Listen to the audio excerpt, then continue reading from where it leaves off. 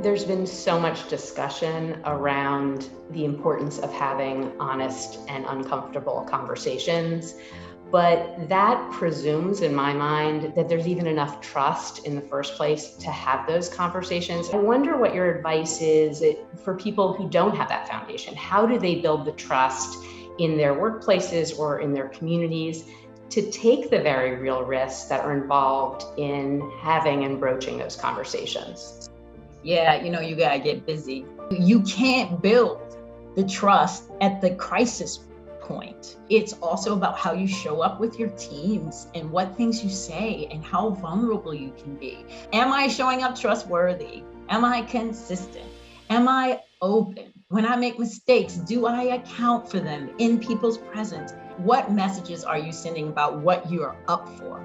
It's a contact sport, is what I say. It's not going to happen all in your head or in the books or in the videos. It's a freaking contact sport. I love Get that. out there, make the connections. I know you recently wrote a piece on the power of naming, and there's an interesting issue around obsolescence because you've got the power of naming. You can't talk about something until you have the power to use those words. Some people are not ready to hear some of those words. And then you have this other issue, which is that names become obsolete or they get hijacked by a group that is then using them in a way that's thwarting the original purpose. So how do you reconcile the two?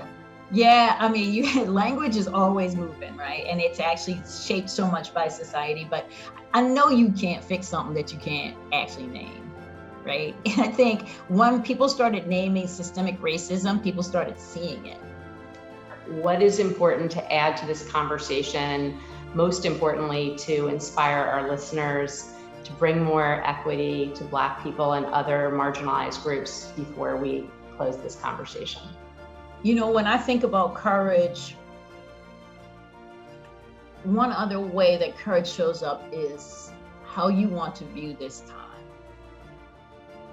You could view this time that we're in where there's so much trouble as just like, oh, we're all going down, or this is so irritating, or this is so frustrating, or we're never going to, or it's just so bad. That's one way to view this time. You could also view this time as your greatest opportunity to make change.